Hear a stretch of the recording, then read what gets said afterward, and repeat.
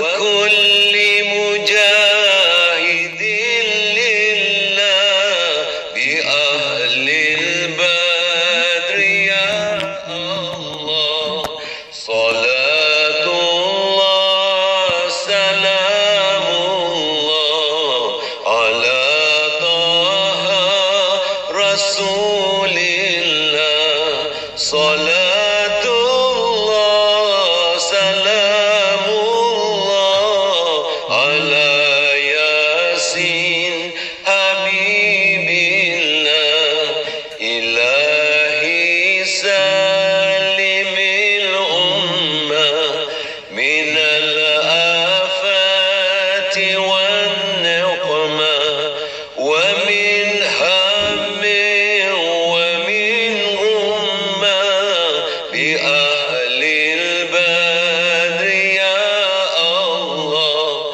صلاة الله سلام الله على طه رسول الله صلاة الله سلام الله على ياسين حبيب الله إلهي نجنا واكشف جميع أذية واصرف مكائد العدا والثف بأهل البدر يا الله صلاة الله سلام الله على طه رسول الله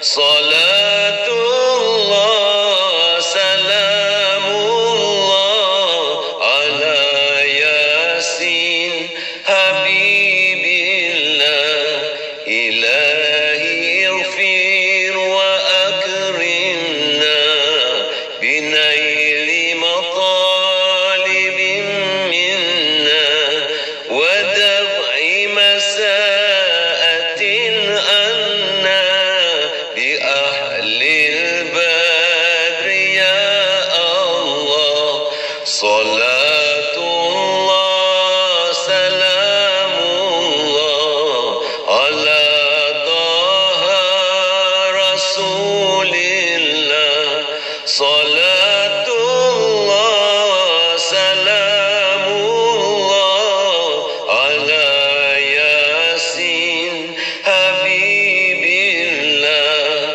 صلاة الله سلام الله على طه رسول الله صلاة الله سلام الله على ياسين حبيب الله على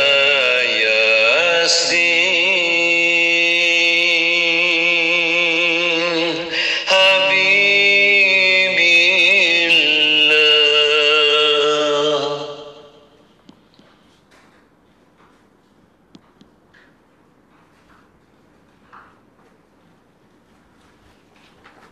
إن الله وملائكته يصلون على النبي يا أيها الذين آمنوا صلوا عليه وسلموا تسليما اللهم صل وسلم وبارك عليه وعلى آله اللهم صل على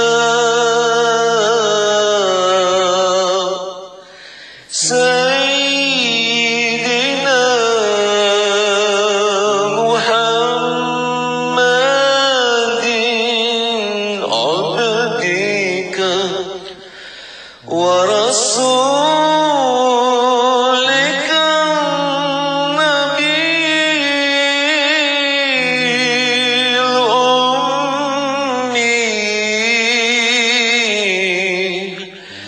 وعلى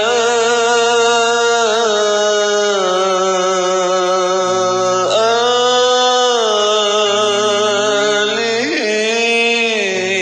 وصحبه وسلم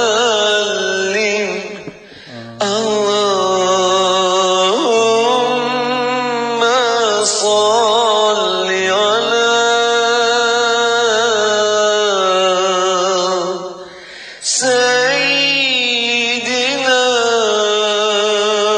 محمد عبدك ورسولك النبي الأمي وعلى آله وصحبه وسلم اللهم صل على سيدنا محمد عبدك ورسولك النبي الأمي وعلى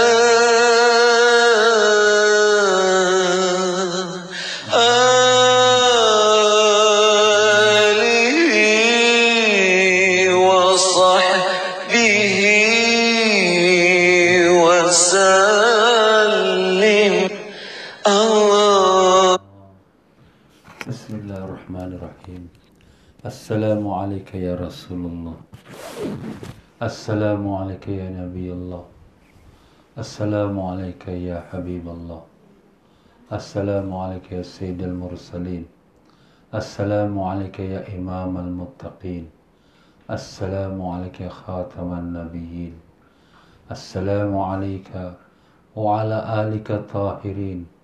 السلام عليك وعلى أصحابك أجمعين ورحمة الله وبركاته. الفاتحة. الحمد لله رب العالمين. إياك نعبد وإياك نستعين. صراط الذين أنعمت غير المغضوب ولا الضالين.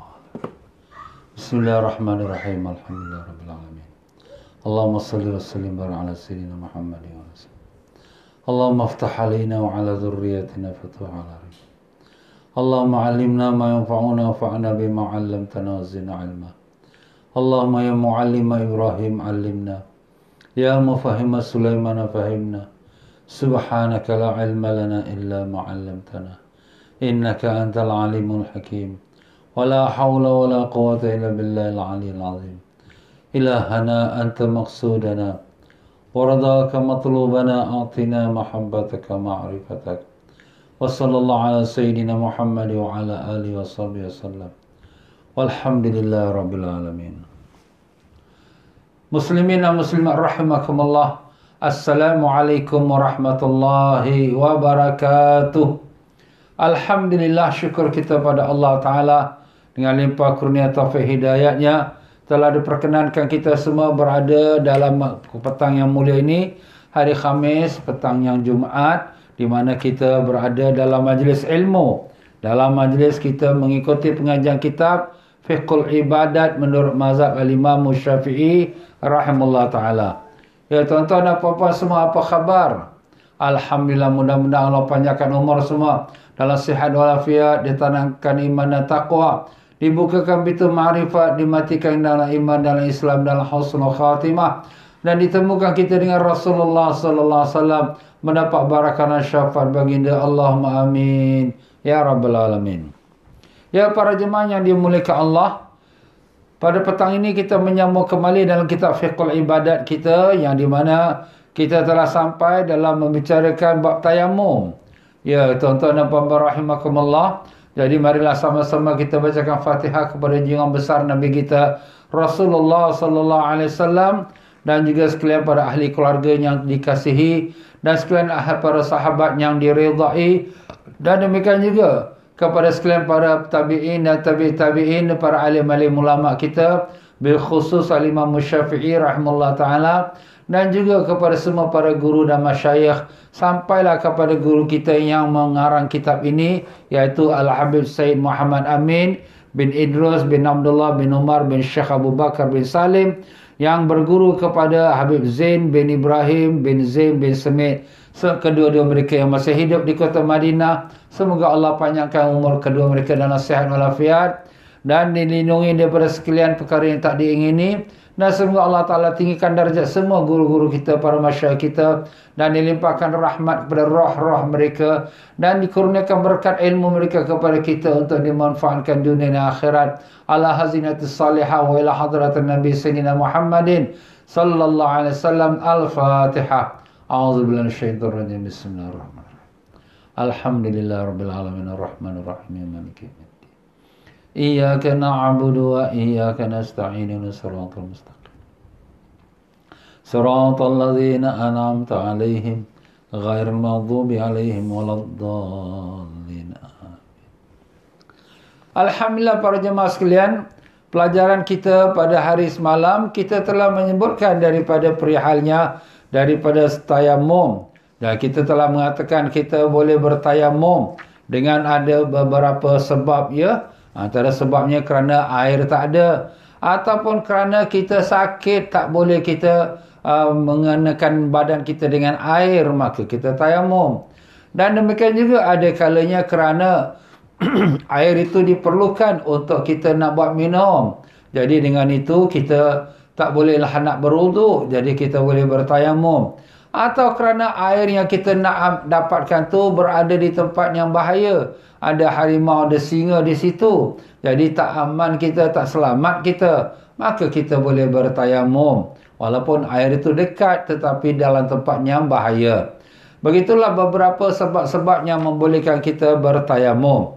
Dan kita juga telah mengatakan bahawa kalaulah sekiranya kita ini dalam nak memberi minum pada orang yang haus, kalaulah kita beri minum pada mereka, kita dah tak boleh nak berwuduk, maka ada pula orang yang tak dihormati, yang tak dipedulikan, yang di mana kita tetap juga berwuduk dan tak payah beri minum pada mereka. Kita dah sebutkan semalam ada 6 makhluk, 6 jenis manusia, 4 manusia dan 2 haiwan. Antaranya ialah manusia yang tinggalkan solat. Jadi manusia yang meninggalkan solat ini sangat hina di sisi Allah. Kalau ikut hukum syariat, orang yang meninggalkan solat diperintahkan mereka bertaubat dan mengerjakan solat. Kalau tidak, maka dipancung sampai mati. Macam tu sekali. Ya, itulah pada pendapat ketiga-tiga imam mazhab Syafi'i, Maliki dan Hanbali. Mazhab Hanafi dipenjarakan orang yang tak solat tu, dan jangan diberi makan melainkan rumput saja macam haiwan, sehinggalah dia bertaubat dan dia solat. Itulah dia tuan-tuan. Tapi ialah kalau negeri Islam yang baru boleh buat macam tu, ya. Kalau negeri tak Islam, orang negeri Islam pun tak buat macam tu juga, ya. Jadi orang yang duduk dalam rumahnya, yang rumahnya orang tu orang tak salat, rumah itu kalau ibarat kata kalau ada air hujan turun daripada atap rumah tu, maka air atap tu ibarat macam, maaf kata, kencingnya anjing. Auzubillah. Ustaz, kita di rumah flat, Ustaz. Dia apa nak buat? Rumah flat tu macam-macam campur. Yang Muslim, yang tak Muslim, habis kita dah ramai ni. Itu satu perkara lain lah. Kalaulah ada macam rumah kampung, rumah banglo sendiri, kalaulah ada orang tak semayang dalam rumah tu, maka air hujan yang turun atas atap rumah tersebut, maka dia ibarat macam na'udzubillah, kencingnya anjing. Macam tu. Itu dah saya sebutkan semalam. Habis kalau ada kawan kita macam tu, ataupun ada orang macam tu dalam satu orang aja, Ustaz. Bukan semua orang dalam rumah macam tu. Yang tak semayang cuma satu orang. Dia punya pasal satu rumah tu tak mendapat berkatnya. Itulah orang kata, kerana seekor kerbau membuat lumpur, semuanya terpalit. Satu ekor aja bawa lumpur, yang lain semua terkena dia punya imbasan dia. Itulah dia rugi. Sebab tu kita jagalah anak isteri kita, keluarga kita, ya. Jangan sampai tak salat. Dan kalau sekira ada orang yang macam tu jemput kita ke rumah dia, yalah, kalau boleh tak payah pergilah. Tapi kalau kita pergi, taklah berdosa. Cuma di sini, yalah, itulah kerugiannya orang yang tak salat. Itu dah tuan-tuan dan puan-puan, ya. Ya, tuan-tuan dan puan-puan, jadi kita dah sebutkan syarat-syarat tayamum juga, ya. Mesti kita cari air dulu. Kalau kita yakin air tu ada dekat-dekat kita, wajib kita dah pergi ambil air tu. Kalau nak kena jalan sampai 3-4-5 kilometer dengan tak yakin ada air, maka tak payahlah, ya. Kita ambil tayamum dan kemudian kita salat. Itu antara masalah yang telah kita sebut semalam. Dan demikianlah tuan-tuan dan puan-puan, pada hari ini kita masuk dalam rukun-rukun tayamum di muka surat 287. Muka surat 287. Sebelum tu kita dah sebutkan tentang syarat-syarat tayamum. Semalam kita dah sebutkan, ya. Mesti masuk waktu dulu, waktu salat. Dan satu tayamum hanya untuk satu fardu. Ya, kalau sekiranya kita nak buat sembahyang sunat, satu tayamum, satu fardu, berapa banyak sunat pun boleh. Tapi kalau nak buat dua fardu, tak boleh. Lepas habis satu fardu, nak tayamum lagi untuk fardu yang kedua. Macam tu. Dan bila kita bertayamum tu, hendaklah kita ada tujuannya kerana untuk membolehkan kita solat. Kita akan sebut dalam bab rukun tayamum. Ya, tuan-tuan dan puan-puan rahimakumullah, masuk kita dalam penyambungan pembicaraan kita di muka surat 287, rukun-rukun tayamum. Berkata tuan pengarang kita rahimahullah ta'ala, wa nafa'ana Allah bikum fid darani amin. Rukun tayamum ada 5. 5 saja rukun tayamum. Kalau rukun wudu ada 6. Rukun tayamum ada 5. Pertama, memindahkan debu dari tempatnya pada wajah dan tangan. Memindahkan debu. Jadi kita tayamum tu dengan debu. Debu yang suci, ya. Kita pindahkan dia. Memindahkan debu daripada tempat debu. Tempat debu tu di hadapan kita. Kita letakkan di atas tanah atau meja. Kita tepuk dia, dan kita pindahkan dia. Pindahkan dia kepada wajah dan juga kepada tangan, ya. Itu rukun yang pertama. Nak dipindahkan, mana diuruskan, dikerjakan. Tak cukup dengan kalau sekira ditiup angin. Angin pun tiup, debu-debu semua muka kita. Oh, aku dah tayamum. Tak cukup. Itu di muka surat 288. Dan yang kedua, dia punya rukun kedua ialah niat. Niat untuk diperbolehkannya salat dan ibadat lainnya. Contoh lafaz niatnya, nawaitu istibahatil fardis salah. Nawaitu istibahati fardis salah. Nawaitu aku niat diperbolehkannya salat fardu. Fardu salat tu salat fardu. Kita niat untuk membolehkan. Jadi tayamum dia bukan menghilangkan hadas kecil dan bukan menghilangkan hadas besar. Ya, dia tak menghilangkan. Dia tak mengangkat hadas kecil, dia tak mengangkat hadas besar. Tapi dia hanya untuk membolehkan kita salat. Itu disebab tu namanya nawaitu istibahata fardis salat. Aku niat untuk diperbolehkannya salat fardu. Jangan kita ingat, jangan niat aku angkat wudu. Tak ada, ini bukan wudu. Jangan niat aku tayamum. Aku bertayamum. Tak cukup aku bertayamum. Kena sebut tujuan dia. Tujuan apa? Nak salat. Jadi kita sebut, aku bertayamum. Ni aku niat untuk aku bertayamum. Aku niat untuk diperbolehkan salat fardu. Itulah tuan-tuan, ya. Jadi untuk diperbolehkan salat fardu. Itu kalau nak salat fardu. Kalau sekiranya nak salat sunat, salat nak sunat. Kalau kerana baca Quran lah. Tapi ada dia punya hukum dia. Faedah. Tingkatan niat dalam bertayamum ada 3. Sebagai berikut. A. Niat untuk salat fardu dan tawaf fardu. maka hukumnya adalah hanya boleh digunakan untuk satu kali salat fardu atau satu kali tawaf fardu. Dan diperbolehkan dengan tayamum tersebut seluruh jenis salat sunat atau tawaf sunat. Jadi dalam ibadat ni ada namanya fardu dan ada namanya sunat. Yang fardu tu yang berat. Yang utama fardu. Yang sunat tu yang ringan. Jadi kalau kita niat aku bertayamum untuk mengharuskan aku salat fardu. Maka dengan itu kita boleh salat fardu dan salat sunat berapa banyak pun boleh dengan satu tayamum tu. Dan termasuk juga salat fardu jenazah. Semalam kita dah sebut. Fardu jenazah pun boleh juga kita buat dengan satu niat, iaitu salat fardu. Sebab fardu jenazah ni, sembahyang jenazah ni fardu kifayah. Jadi kalau salat fardu zuhur tu fardu ain. Fardu ain ni lebih berat. Kalau kita niat untuk tawaf fardu. Tawaf fardu tu kalau orang yang buat haji atau yang buat umrah, dia kenalah buat tawaf haji. Itu fardu, itu rukun. Ataupun yang buat umrah, dia buat tawaf umrah. Itu rukun.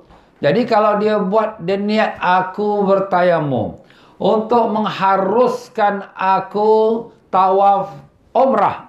Itu tawaf umrah itu rukun itu.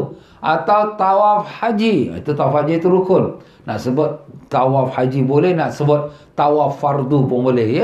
Jadi maknanya memang fardu lah dia. Tawaf haji, tawaf umrah tu fardu. Maka dia boleh buat berapa banyak tawaf sunat dengan satu tayamum tu. Nampak? Itu kalau kita niat yang berat. Keduanya, B. Niat untuk salat sunat atau tawaf sunat atau salat jenazah. Maka hukumnya adalah hanya boleh digunakan untuk seluruh salat sunat atau tawaf sunat atau salat jenazah. Tapi tak boleh guna untuk salat fardu. Itu dia punya syarat dia. Jadi kita aku bertayamum untuk mengharuskan aku salat sunat. Itu niat kita. Atau aku bertayamum untuk mengharuskan aku tawaf sunat. Itu niat dia. Jadi untuk sunat ini berapa banyak sunat pun boleh. Tapi tak boleh buat yang fardu. Kenapa Ustaz? Sebab niat dia tu untuk yang sunat. Jadi sunat ni rendah. Dia tak kuat. Jadi nak angkat yang berat ni, fardu ni berat. Tak boleh angkat. Orang kata tak boleh angkat dia. Jadi itu kekal pada sembahyang sunat, tawaf sunat saja. Itu dia. Dan lagi pula ada niat yang ketiga untuk melakukan hal-hal yang mewajibkan bertayamum, yang memerlukan bertayamum. Seperti memegang Quran, sujud tilawah, sujud syukur. Jadi ini semua perkara yang diperlukan wuduk. Perlu wuduk. Kita nak pegang Quran, mesti ada wuduk. Kita nak misal kata, di sini disebutkan nak sujud tilawah. Sunat kan? Tapi nak sujud tilawah, dia kena ada wuduk. Nak sujud syukur, kena ada wuduk. Jadi kalau dia niat hanya untuk nak mengangkat Quran, aku bertayamum untuk mengharuskan aku angkat Quran. Aku bertayamum untuk mengharuskan aku sujud tilawah atau sujud syukur. Maka hukumnya adalah boleh digunakan untuk seluruh perkara tersebut selain salat fardu atau salat sunat dan tawaf fardu dan tawaf sunat. Yang salat fardu tak boleh, yang salat sunat tak boleh, tawaf fardu tak boleh, tawaf sunat tak boleh. Ustaz, kenapa tak boleh? Sebab mengangkat Quran dan juga untuk nak sujud tilawah, hukum dia lebih lagi rendah lagi. Lagi ringan sangat. Yang pertama paling berat, kalau niat untuk salat fardu, tawaf fardu. Jadi semua yang bawah dia, yang sunat-sunat semua boleh masuk. Boleh buat dengan satu tayamum. Tapi bila kita niat untuk pula salat sunat atau tawaf sunat, dia boleh buat untuk nak angkat Quran, untuk nak kita sujud tilawah semua boleh. Sembahyang sunat banyak-banyak pun boleh. Tapi yang fardu tak boleh sebab fardu ni berat atas. Kalau dia niat lebih rendah lagi, hanya aku tayamum untuk membolehkan aku angkat Quran. Sebab dalam mazhab Syafi'i kalau tak ada wuduk tak boleh angkat Quran. Air tak ada, kita tayamum. Maka di sini tak boleh dia sembahyang sunat sebab sembahyang sunat lebih berat pada angkat Quran. Dia tak boleh sembahyang fardu. Sembahyang fardu lagi paling berat lagi. Macam tu. Ustaz, kalau gitu kita niat untuk aku mengharuskan salat fardu, sudahlah. Itu boleh lah. Tapi syarat nak salat fardu tu dah masuk waktu. Kalau belum masuk waktu tak boleh kita tayamum untuk salat fardu. Nak sembahyang fardu apa? Ni sekarang pukul 10 pagi. Nak fardu. Kalau subuh dah sembahyang. Zuhur belum masuk. Macam mana? Aku nak buat sembahyang sunat lah sebenarnya. Niat aku harus ikut solat sunat. Itu dia tuan ya. Itu dia punya rukun yang kedua. Rukun bab niat.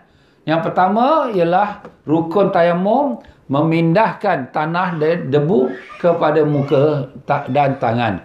Tak cukup dengan air, angin yang tiup, debu-debu, kena muka, aku dah tayamum. Tak cukup. Itu niat. Itu rukun pertama. Rukun kedua, niat. Rukun ketiga, mengusap wajah.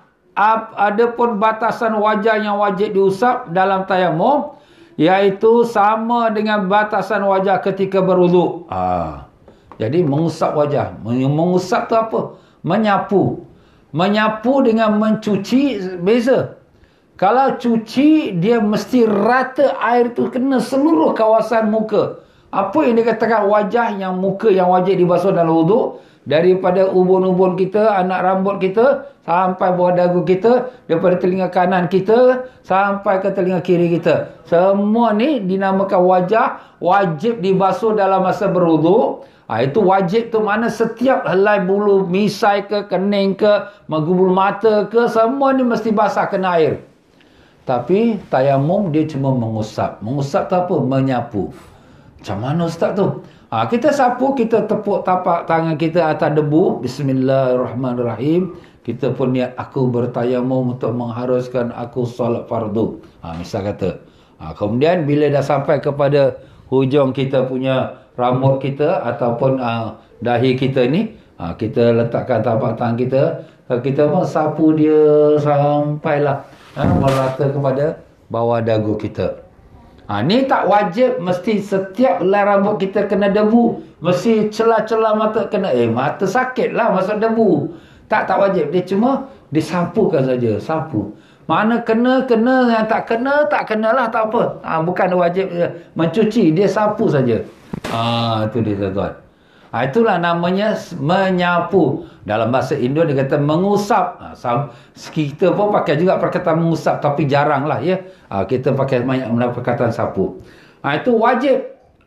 Anggota pertama, anggota yang wajib dibasuh atau disapu ialah muka.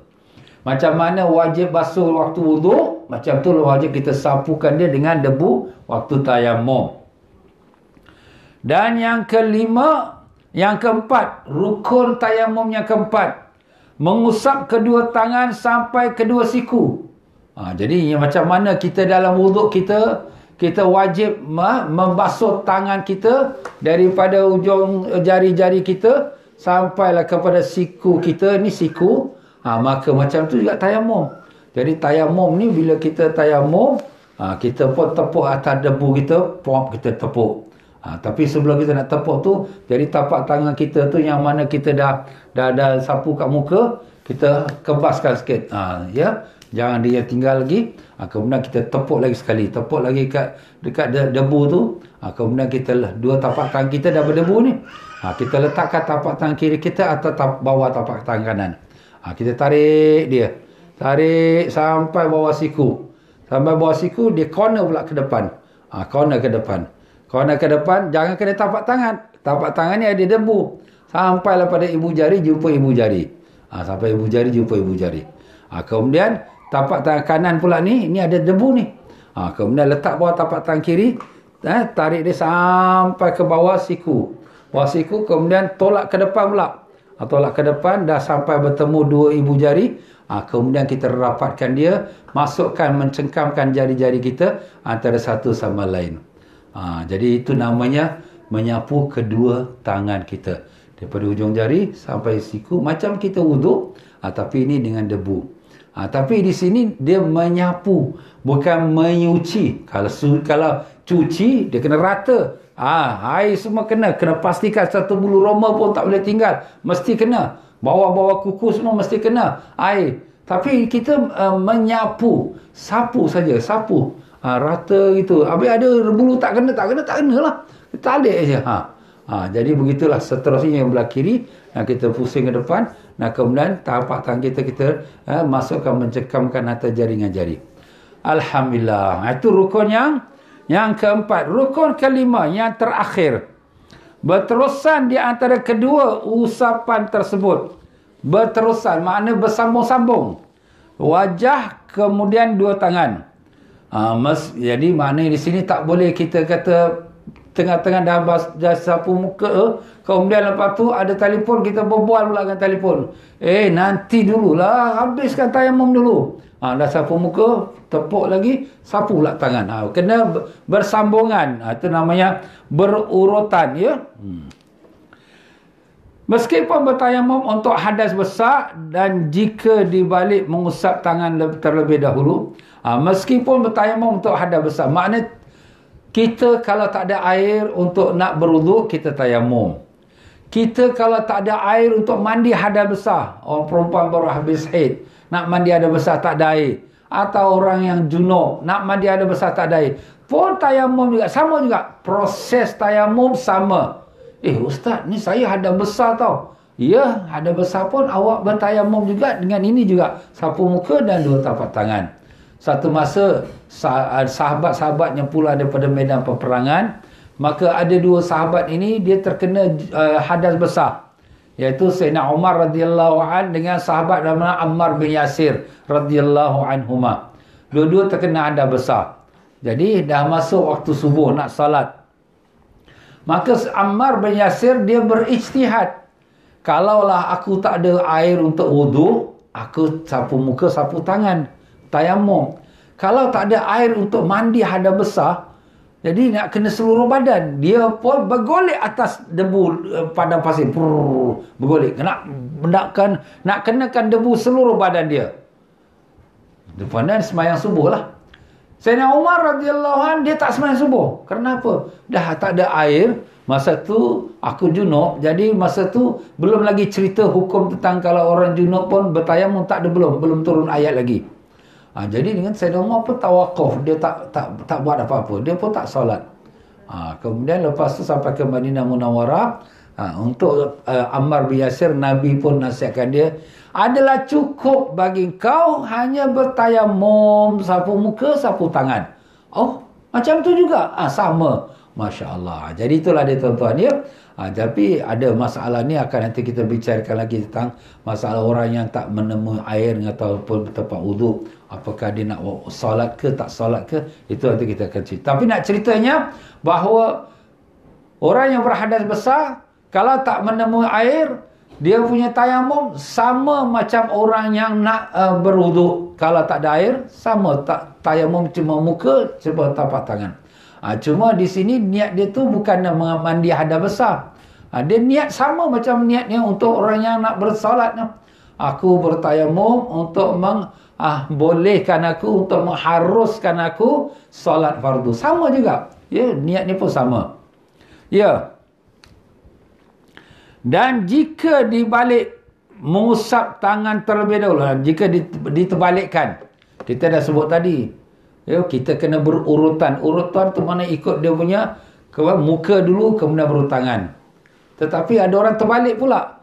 Dia nak buat tangan dulu, kemudian baru muka. Dia tayamum, dia sapu tangan. Lepas tu tepuk lagi muka. Yang muka ni sah, tetapi yang tangan ni tak sah. Sebab tangan ni dah buat yang dulu pertama. Jadi kena buat lagi balik sekali. Lepas dah sapu muka, sapu tangan pula. Itu nama berurutan. Berurutan tu makna ikut dia punya nombor dia, queue dia. Ikut 1, 2. Jadi yang pertama muka, keduanya tangan. Tak boleh kita terbalikkan dia, ya. Samalah juga dalam wuduk pun. Kalau wuduk pun wajib tertib. Kita pakai tertib. Wajib tertib. Jadi kalau dalam wuduk, muka, tangan, kepala, kaki. Kita mulakan dengan kaki dulu. Tak boleh. Kaki tak sah. Kena muka dulu. Macam itulah. Wajib tertib. Ya, di sini sebut urutan. Ya, berurutan. Baik.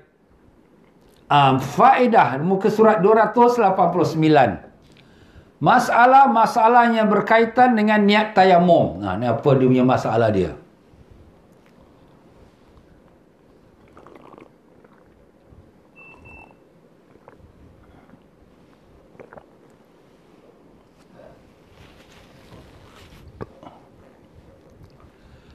Masalah-masalah yang berkaitan dengan niat tayamum. Pertama, di muka surat 289. Jika nazar akan solat tarawih sebanyak 20 rakaat, maka wajib bertayamum setiap 2 rakaat. Kerana solat tarawih harus maknanya mesti dilakukan dengan cara 2 rakaat 2 rakaat. Ini dalam mazhab Syafi'i rahimahullah taala. Sembahyang tarawih dia tak boleh buat merangkum 4 rakaat ke 6 rakaat sekali satu salam, tak boleh. Dia mesti buat 2 rakaat salam, 2 rakaat salam.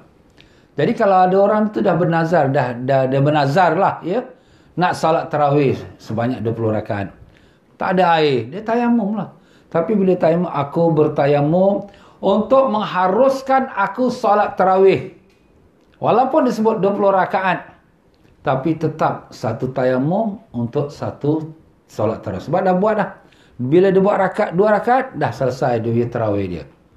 Tapi ustaz, saya nazar 20 rakaat tau. Walaupun awak nazar 20 rakaat, tetapi solat tarawih dia tak boleh buat 20 rakaat satu salam. 4 rakaat satu salam pun tak boleh. Dia hanya boleh buat 2 rakaat 2 rakaat. Jadi bila kita dah buat 2 rakaat, dah memenuhi niat tadi. Niat kau ialah untuk mengharuskan solat tarawih. Dah buat 2 rakaat, dah selesai. Nak buat solat tarawih lagi, rakaat yang kedua lagi pula. Salam yang kedua, kena lagi dia punya tayamum lagi. Ini berbeza dengan salat sunat yang boleh dibuat 4 rakaat sekaligus. Seperti jika nazar akan salat duha 12 rakaat, maka cukup dengan 1 kali tayamum, kerana salat duha boleh dilakukan 12 rakaat dengan 1 kali takbir. Beza. Salat-salat yang dibolehkan 1 salam berapa banyak rakaat, bila kita bertayamum, aku tayamum untuk mengharuskan aku salat duha. Salat duha nak buat 12 rakaat. Maka dia boleh buat 12 rakaat tu dengan 2 rakaat salam, 2 rakaat salam, 2 rakaat salam dengan 1 tayamum. Ustaz, kenapa pula boleh? Tadi tarawih tak boleh. Sebab duha, salat sunat duha, dia boleh buat dengan 1 salam walaupun 12 rakaat. Banyaknya. Yes. Ini dihukum, tuan-tuan, hukum. Bukan kita reka, ini dalam hadis-hadis semua ada. Jadi nak buat salat duha, 4 rakaat 1 salam boleh, 6 rakaat 1 salam boleh, 8 rakaat 1 salam, 12 rakaat 1 boleh. Macam nak kira, itu kira kau yang pasal lah. Tetapi maknanya boleh. Jadi macam itulah. Jadi kalau tayamum, aku bertayamum untuk mengharuskan aku salat duha 12 rakaat. 1 kali tayamum untuk 2 rakaat salam, 2 rakaat salam, 2 rakaat salam. Sebab salat duha memang boleh dibuat sampai 12 rakaat dengan 1 salam. Kalau tarawih tak boleh. Tarawih mesti 2 rakaat salam, 2 rakaat salam. Kenapa? Sebab itu dia cara syariatnya yang telah dilakukan oleh Nabi kita sallallahu alaihi wasallam. Jadi kita ulama-ulama kita ni, dia bukan ikut suka pandai-pandai, tak ada. Dia ikut dia punya Quran hadis. Inilah kita kata ulama kita ikut Quran hadis. Macam mana dalam hadis, macam tu syariat Nabi buat, macam tu lah mereka ikut. Tak ada nak memandang badai, tak boleh. Yang ketiga, masalah yang ketiga. Tayamum agar diperbolehkan melakukan hubungan badan antara suami isteri. Mana persetubuhan lah. Kenapa nak tayamum pula untuk bersetubuh? Contoh, jika isteri suci dari darah haid dan tidak mendapatkan air untuk mandi janabah, mandi hadas besar, maka wajiblah isteri itu bertayamum. Wajib isteri lah, isteri tayamum. Kerana tidak diperbolehkan melakukan hubungan badan, iaitu kita katakan perhubungan suami isteri lah. Kita katakan itu jima' lah, ya. Kerana tidak diperbolehkan melakukan hubungan badan antara suami isteri kecuali setelah bersuci, iaitu dengan bertayamum. Dan tayamum ini termasuk dalam hukum tayamum dengan niat sunat, ya. Jadi ini masalah ni timbul daripada masalah larangan orang yang dalam hadas besar. Jadi orang yang dalam hadas besar dilarang baca Quran, dilarang angkat Quran, dilarang tawaf, dilarang dia kerjakan solat, dilarang masuk dalam masjid, duduk dalam masjid dilarang. Dan antaranya lagi orang yang dalam hadas besar ni, orang yang dalam hadas besar dilarang melakukan perhubungan suami isteri, iaitu persetubuhan. Dilarang. Ustaz dilarang, macam mana ni? Dilarang, ya. Jadi kalau sekiranya suami isteri itu dalam hadas besar, maka nak ada second round pula. Maaflah ya, ini suami isteri. Nak ada second round, dia kena mandi dulu. Dia dah buat first round pukul 12 malam, second round pukul 4 pagi. Maklumlah, pengantin baru. Kalau pengantin barulah, pengantin lama tak payah cakap lah ya. 2-3 minggu pun tak ada apa-apa round pun. Maaflah. Jadi macam itulah maknanya, dia kena pula mandi hada besar. Macam tu. Sebelum dia melakukan hubungan pusingan yang kedua pula, iaitu dalam keadaan terjunub. Tapi ini sekarang isteri yang baru habis haid. Suami tak ada apa-apa, suami tak ada hada besar. Isteri saja yang tadi dia haid dah seminggu, kemudian hari ini dia bersih. Dah bersih, nak mandi pula tak ada air pula. Kena pula tempat daerahnya air kena putus.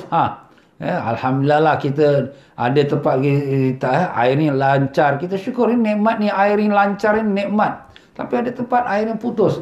Habis macam mana ni suami isteri ni dah ke nafsu ni? Jadi sebelum isteri tu dicampuri oleh suami, isteri tu kena menghilangkan ataupun mengangkatkan hadas besarnya. Macam mana? Tayamum. Aku bertayamum. Habis ustaz nak niat apa ya? Nak niat macam mana nak niat ni? Nak niat untuk nak bersetubuh dengan suami.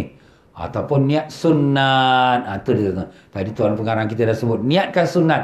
Aku bertayamum untuk mengerjakan yang sunat. Sebab benda ni sunat, bukan wajib. Perhubungan suami isteri itu sunat. Ya. Jadi dengan tu niat sunat. Untuk mengerjakan sunat kerana Allah. Itulah. Jadi macam tu. Jadi itulah dia tuan-tuan. Ya. Jadi tayamum agar memperbolehkan hubungan suami isteri. Yang keempat, jika niat tayamum untuk khutbah Jumaat. Ini nak khutbah Jumaat ni, air tak ada ni. Syarat khutbah Jumaat, imam yang khutbah tu mesti dalam wuduk, mesti dalam suci. Kemudian dia tak ada air pula. Maka dia tayamum lah untuk khutbah Jumaat. Maka tayamum tersebut boleh digunakan untuk solat fardu. Solat fardu. Jadi lepas dia khutbah, dia boleh terus solat fardu Jumaat. Tapi ini ada khilaf. Hal ini menurut pendapat Imam Ramli. Imam Ramli ulama besar ni di Mesir. Imam Ramli ni dia digelarkan Syafi'i Saghir. Imam Syafi'i kecil. Kenapa? Ilmu dia hebat macam Imam Syafi'i. Tidak ada ulama pada zaman beliau, melainkan mereka semua adalah murid pada Imam Ramli. Makamnya ada di Kahirah. Alhamdulillah. Kami sempat juga ziarah makam dia. Waktu saya bawa jemaah jejak Rasul di Kahirah, ziarah makam dia. Waktu awal-awal tahun 90-an kita ziarah, maka dia ada 2 makam. Satu makam dia, Imam Ramli. Satu lagi makam anak dia, Syihabuddin Ramli. Anak dia. Jadi 2 makam tu pada satu masa pihak pemerintah nak besarkan masjid tu. Jadi 2 makam ni dibongkar, dijadikan satu. Jadikan 2 tu jadikan satu. Jadi save the place lah. Jimat tempat. Jadi bila dibuka kuburnya tubuh badannya sama exactly macam hari dia ditanam. Tak terjejas, tak dimakan tanah. Memang wali Allah ni. Ulama-ulama kita ni, Masya Allah ya. Bukan sekadar ulama, tapi memang wali-wali Allah. Sampai Allah buktikan, tengok badannya pun tak dimakan tanah. Syukurlah pada Allah. Jadi kita ni orang-orang Islam, Ahlu Sunnah, kita syukur. Kerana kita ikut the correct path. Jalan kita itu dah betul lah. Ulama-ulama kita yang mau menyampaikan agama pada kita ni, hari ni kita ikut. Kita tak bimbang, tak ada khawatir. Kenapa? Mereka jujur, ikhlas, takwa. Dan Allah buktikan, tengok mayat dia pun tak dimakan tanah. Dah ratusan tahun, tapi tak dimakan tanah. Itu saja sudah menunjukkan kebenaran amalan mereka dan ikhlas niat mereka. Jadi kita syukur. Tak perlu kita fikir-fikir macam zaman sekarang ni. Nak buat sendirilah. Nak ambil pada Quran dan hadis lah. Ini ulama-ulama kita semua ikut pendapat dia. Astagfirullah. Kita macam lebih hebat pula daripada ulama kita dahulu. Allah, maaflah tuan-tuan ya. Ini kita masuk sikit saja. Tapi itu sebagai peringatan lah kepada kita, anak-anak kita. Kita ingatkan jangan belajar sembarang. Ada ustaz-ustaz mengajar, kita pakai Quran hadis, kita ulama-ulama tak main lah. Astaghfirullahalazim ya. Baik, jadi kata Imam Ramli, kalau kita dah niat tayamum untuk khutbah Jumaat, boleh gunakan itu tayamum juga. Tak payah buat lagi kali kedua, terus kita semayang fardu Jumaat. Tapi sedangkan menurut pendapat Imam Ibn Hajar rahimahullah ta'ala, tidak boleh digunakan untuk salat fardu. Kau niat untuk tayamum untuk khutbah kan, khutbah saja. Habis nak salat Jumaat, tayamum lagi untuk mengharuskan aku salat Jumaat. Masya Allah. Itu dia tuan-tuan. Imam Ibn Hajar pun ulama besar tuan-tuan. Jangan kita ingat calon-calon sembarang ulama, tak ada. Hebat juga ulama-ulama kita ni. Yang kelima, jika niat tayamum untuk 2 salat fardu, maka hukum tayamum adalah sah dan hanya diperbolehkan melakukan 1 kali salat fardu. Kita niat untuk nak 2 salat fardu. Aku bertayamum untuk mengharuskan aku salat fardu zuhur dan asar. Macam mana boleh buat 2 sekali? Dia semain jamak, dia musafir. Jadi dia dah cadang dah. Aku nak buat jamak takdim ni, zuhur dan asar. Sah tayamum dia, tapi boleh pakai untuk 1 fardu. Lepas habis salat fardu yang pertama, ambil lagi tayamum kedua pula. Aku bertayamum untuk mengharuskan aku salat fardu asar umpamanya. Macam tu ya. Jadi 1 tayamum strict order hanya untuk 1 fardu. Dia tak boleh buat 1 tayamum untuk 2 fardu. No, tak boleh ya. Yang keenam, jika seorang sedang berhadas besar dan kecil, kemudian dia bertayamum, maka perincian hukumnya adalah sebagai berikut. Jika tatkala bertayamum niat untuk mengangkat hadas besar dan kecil, atau hanya niat untuk mengangkat hadas besar saja, maka 2 hadas tersebut dapat terangkat. Jadi sini dia punya niat dia tu, dia hadas besar, junub ke atau perempuan baru habis haid ke, dan dia juga berhadas kecil. Pada kecil dia tak ada wuduk, dia buang air besar, buang air kecil, jadi dia tak ada wuduk. Jadi sekarang nak salat dia kena mandi hadas besar dan dia kena angkat wuduk hadas kecil. Dua-dua kena buat. Tapi dia tayamum, dia niat aku bertayamum untuk mengharuskan aku mengangkat hadas besar dan hadas kecil. Habis apa jadi ustaz? Sah kedua-duanya. Atau dia niat satu saja. Aku bertayamum untuk mengharuskan mengangkat hadas besar. Sah untuk kedua-duanya juga. Kenapa ustaz? Sebab bila hadas besar sudah terangkat, hadas kecil ikut sama. Sebab hadas kecil ni kecil. Jadi hadas besar bila dia angkat, yang kecil ni ikut bawah dia. Tapi kalau sebalik tak boleh. Aku bertayamum untuk mengharuskan mengangkat hadas kecil. Mengangkat hadas kecil, hadas besar tak terangkat. Sebab hadas besar berat. Dia niat angkat hadas kecil. Tapi hadas besar dia tak niatkan. Jadi tak terangkat hadas besar. Masih lagi kira hadas besar. Itulah tuan-tuan ya. Sebab tu niat tu kena jagalah. Kau ni dalam junub. Kau ni nak salat. Tapi kau nak ambil wuduk juga. Jadi kena niatkan untuk mengangkat hadas besar dan hadas kecil ya. Itu kalau dia niat untuk hadas besar dan kecil. Tapi kalau sekiranya dia niat untuk solat, dia dalam keadaan junub, dia dalam keadaan hadas kecil, dia nak solat fardu zuhur, aku bertayamum untuk mengharuskan aku solat fardu zuhur. Itu sudah memadai. Imma dia tu dalam hadas kecil, imma dia tu dalam hadas besar, dia sudah memadai. Kerana untuk hadas kecil atau hadas besar, caranya ialah juga dengan bertayamum ya. Wallahu alam ya. Sunat-sunat dalam bertayamum. Apakah sunat-sunat dalam bertayamum ya? Di antara sunat-sunat dalam bertayamum adalah sebagai berikut. Tetapi di sini dalam bab niat tadi, dalam semalam kita dah sebut bab syarat. Syarat dalam kita bertayamum tu mesti niat kita tu berkekalan daripada mula tepuk tangan sampai kepada anggota yang kita sapu. Kena ada dia punya, kita kata berkekalan. Jadi maksud berkekalan tu macam mana? Sebagai contoh, kita pun tepuk tapak tangan kita kepada debu. Kemudian kita pun niat, aku bertayamum untuk mengharuskan aku solat fardu. Dah kena tangan pun dah kena pada dahi. Okeylah tu. Tapi kalau dia terputus di tengah-tengah, umpama dia pun tepuk kepada debu. Kemudian dia ni, aku bertayamum untuk mengharuskan aku solat fardu. Ni tapak tangan ni belum sampai ke muka. Tak sah dia punya niat dia. Kenapa Ustaz? Sebab dia mesti bersambung. Niat dia tu daripada tepuk tangan tu sampai kepada dahi dia. Kenapa macam tu? Kerana niat ini dia adalah permulaan ibadat. Kalau sekira kita niat, ibadat ini tayamum ni, perkara pertama anggota tayamum ialah muka. Tapi dah putus niat dia sebelum sampai muka. Dia belum masuk lagi tayamum.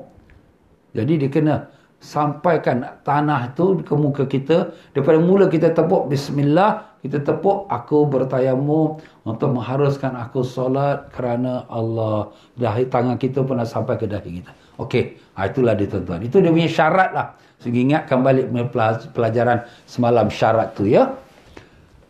Baik, sunat-sunat dalam bertayamum. Apakah yang disunat-sunatkan dalam tayamum? Pertama, memakai siwak. Macam kita wuduk jugalah ya. Kita pakai siwak. Yang kedua, membaca ta'awuz. Ta'awuz tu baca bismillah dan baca alhamdulillah. Dan kemudian kita baca a'udzubillahi minasyaitanirrajim. Itu yang paling ringan lah. Ta'awuz semata minta perlindungan ya. Dan kemudian kita mendahulukan tangan kanan dari tangan kiri. Yang macam kita contohkan tadilah. Sapu tangan kanan, kemudian buat tangan. Ini sunat lah. Kalau dia buat tangan kiri dulu, kemudian tangan kanan, sah. Tapi itu menyalahi sunat. Ya. Yang keempat, mengusap secara langsung. Mualat hukumnya adalah sunat. Kecuali bagi seorang yang daimul hadas. Iaitu yang selalu berhadas. Atau akan keluar waktu solat. Maka hukumnya adalah wajib untuk mualat. Mualat tu maknanya bersambung-sambungan, berterusan. Itu dari segi bahasa terjemahan dia.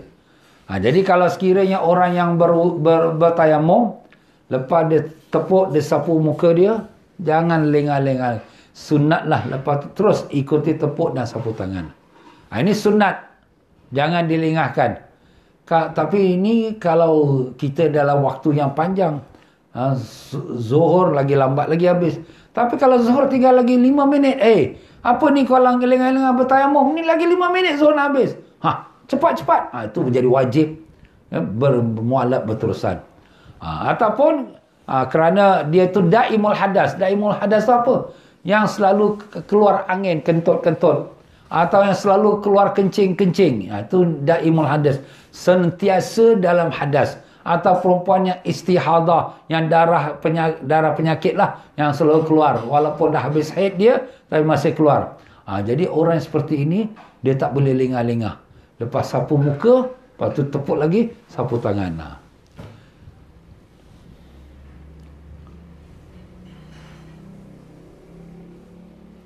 Yang kelima, meringankan debu yang terdapat di tangan sebelum digosokkan pada wajah. Cara meringankannya iaitu dengan meniup atau dengan menggerakkan telapak tangan. Jadi kita pun dah tepuk tangan kita kat debu. Pop, kita tepuk. Kemudian ni debu ni tebal ni. Kita nak sapu muka kita semua. Macam tepung kurma. Habis macam mana? Ringankan dia. Ringankan dia, kita tepuk-tepuk sikit. Jadi jatuh debu-debu dia. Yang ada tinggal saki baki je lah. Atau kita kita tiupkan dia. Jadi yang tinggal saki baki ni, kita mau sapu. Itulah dia ya. Jadi ringan. Sunat. Ini sunat lah ya. Kalau dia tak buat macam tu, sepenuh-penuh debu dia sapu kat muka dia, jadi tepung kurma, tak apalah, terserah dia lah ya. Ini yang kita kata sunat. Yang keenam, melebarkan jari-jari tangan tatkala memindahkan debu. Melebarkan. Maknanya jangan kita grip tangan kita, jari kita. Lebarkan dia. Supaya debu pun masuk celah-celah jari kita. Lebarkan dia. Itu sunat. Ini sunat. Yang ketujuh, menghadap ke arah kiblat. Tayamum menghadap kiblat lah ya. Sunat ya. Yang ke-8, sunat melepas cincin ketika mengusap wajah. Adapun melepas cincin tatkala mengusap kedua tangan, hukumnya adalah wajib. Hal ini jika seandainya debu tersebut tidak dapat masuk ke kulit kecuali dengan melepaskan cincin. Ini orang yang pakai cincin. Kalau sekiranya dia pakai cincin, waktu nak tayamum, sunat ditanggalkan dulu cincin dia. Nak sapu muka, tanggalkan. Tapi kalau nak sapu tangan, cuci tangan ni, dia bukan sunat. Dia wajib dia tanggalkan cincinnya. Andai kata kalau cincin itu melekat dan tak masuk debu kat dalam bawah cincin dia, tak sah tayamum dia. Itu sebab tu jadi wajib. Tapi kalau cincin dia longgar, Ya, dia dah tayamum, kemudian lepas tu dia pun selang-selangkan, kemudian jari-jari dia pun dia gerak-gerakkan cincin dia. Itu tak apalah. Macam ambil wuduk jugalah sama ya. Kalau kita pakai cincin ambil wuduk, kemudian cincin kita melekat, tak masuk air bawah cincin, tak sah, tu wajib ditanggalkan ya. Yang ke-9, sunat membaca zikir ketika mengusap wajah dan tangan. Bacalah zikir, baca selawat ke, ataupun baca doa macam doa ambil wuduk. Ya, bahasa muka tu minta Allah putihkan wajah kita. Allahumma bayyin wajhi kama bayyata wujuha awliyaik wa la tusawwir wajhi. Ya, itu doa dalam wuduk lah. Bahasa muka, bahasa tangan ya. Yang ke-10, memulai mengusap dari bahagian atas wajah dan jari-jari pada kedua tangan. Jadi sunat kita bila sapu muka kita mula daripada awal di dahi kita. Daripada dahi kita sapu turun ke bawah. Itu sunat. Dan sunat juga kalau kita sapu tangan tu, kita mulakan daripada jari-jari. Macam kita dah contohkan tadi, mula pada jari-jari. Kalau dia nak mula pada siku boleh, tapi kita menyalahi sunat. Itulah tuan-tuan. Ya, ni muka surat yang 291, faedah. Definisi sunat-sunat dalam bertayamum. Definisi sunat-sunat dalam bertayamum adalah seluruh sunat yang terdapat pada wuduk dan dapat dilakukan pada tayamum. Jadi apa yang sunat dalam wuduk, maka itulah juga sunat dalam bertayamum. Maka sunat dilakukan ketika bertayamum. Kecuali 2 masalah saja, hukumnya tak disunatkan. Apa dia? Mengusap sebanyak 3 kali. Kalau wuduk, cuci muka 3 kali, tangan 3 kali. Tayamum cukup sekali. Tak disunatkan ulang 3 kali cuci sapu muka, sapu tangan, tak disunatkan. Dan yang kedua, mengusap bahagian dalam janggut. Tak disunatkan, tak disuruh. Ya, menselang-selang. Kalau orang yang berjanggut dalam berwuduk, kalau janggut dia tebal, sunat dia mencelah-celahkan. Kalau janggut dia halus, boleh nampak see-through, wajib basah seluruhnya. Tapi kalau janggut dia tebal, tak nampak kat belakang janggut dia, leher dia, maka sudah dicelah-celah. Habis kita tayamum tak disunatkan. Maknanya kita sapu muka sampai ke janggut kita sudah habis. Tak payah nak diselang-seling. Sebab ini bukan air, ini debu ya, jadi tak sama hukum dia. Dan dengan itu masuk kita pada perkara yang H, hal-hal yang dimakruhkan pada tayamum, wallahu a'lam. Kita bersitulah tuan-tuan ya. Jadi insya-Allah tuan-tuan dan puan-puan kita sambung lagi.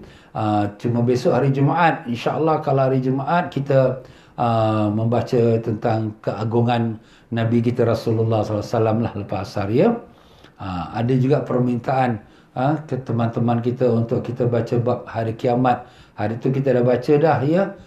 Kemudian kita nak sambung pula hari Sabtu Ahad, tapi ada orang pun nak minta rehat.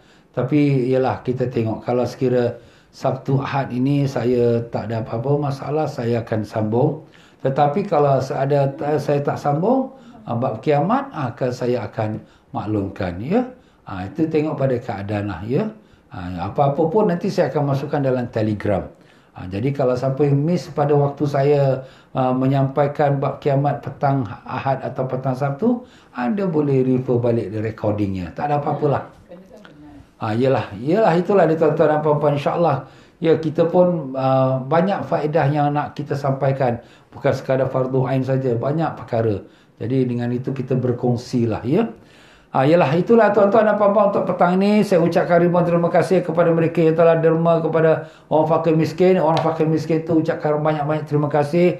Dan untuk derma untuk pembangunan madrasah yang sedang berjalan, ada lagi yang masih lagi memerlukan. Kalau siapa-siapa nak berderma lagi, boleh kami sangat alu-alukan. Itulah untuk kita pada petang ni tuan-tuan dan puan-puan, insya-Allah. Maaf sajalah dalam penyampaian saya mungkin ada tersilap kata, terkasar bahasa atau sebagainya, kekurangan daripada saya. Dan insya-Allah tuan-tuan dan puan-puan, mari sama-sama kita memberi salam pada Nabi kita Rasulullah sallallahu alaihi wasallam.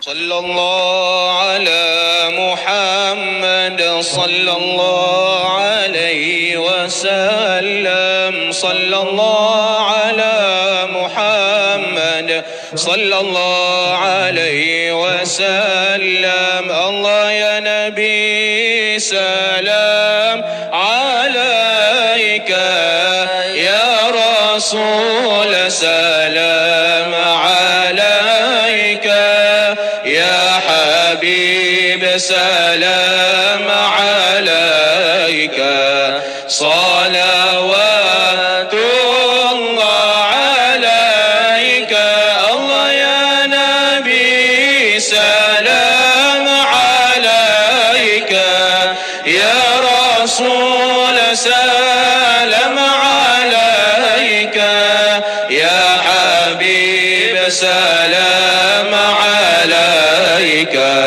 صلوات الله عليك أشرق الكون ابتهاجا بوجود المصطفى أحمد ولأهل الكون أنس وسرور قد تجدد الله يا نبي سلام عليك يا رسول سلام عليك يا حبيب سلام عليك صلوات الله عليك فاطربوا يا أهل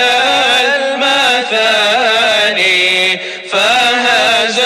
فهزاروا اليمن غرد واستضيئوا بجمال فقفي الحسن تفرد الله يا نبي سلام عليك يا رسول سلام عليك يا حبيب سلام عليك صلوات الله عليك مرحبا مرحبا يا نور عيني مرحبا مرحبا جد الحسين مرحبا يا رسول الله أهلا